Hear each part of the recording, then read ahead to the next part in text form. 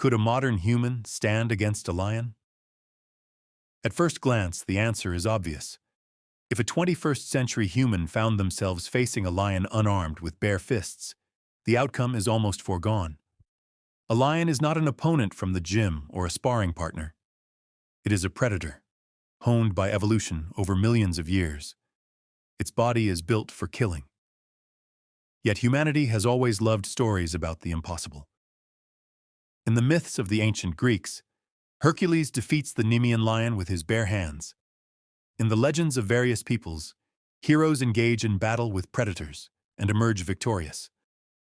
However, today we are not talking about a mythological character or a demigod. We are talking about an ordinary modern human. Not an elite fighter, not a professional warrior, but a 21st century human with average physical characteristics. To start, let's establish reality. Imagine the situation. A modern human is lost in the Savanna. Heat, dry air, tall grass swaying in the wind. He has with him only water, a backpack, and a small camping knife. An ordinary knife used to cut food or rope. He walks, unsuspecting of the danger, and does not notice the lion in the grass. The lion, however, sees the human perfectly. It doesn't roar. It doesn't charge immediately. It watches and slowly closes the distance. At some point, the human feels anxiety, turns around, and sees the lion a few dozen meters away. There is nowhere to run. The savanna is open.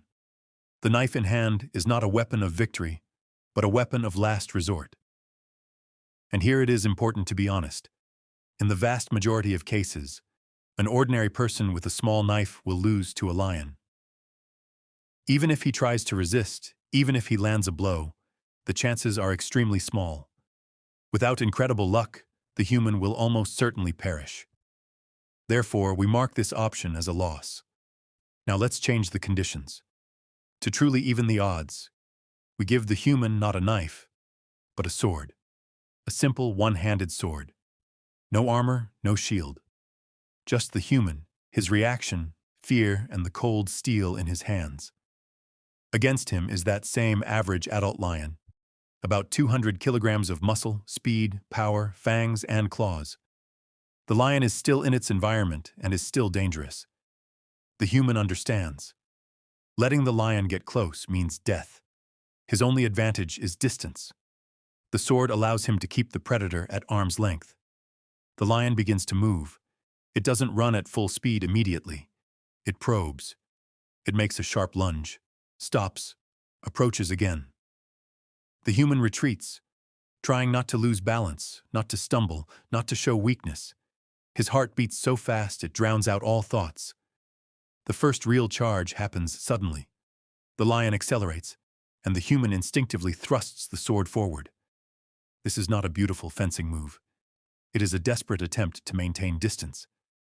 The lion jumps aside, having received a shallow but painful wound. The predator realizes, before him is not defenseless prey. It begins to change tactics, circling to the side, trying to flank.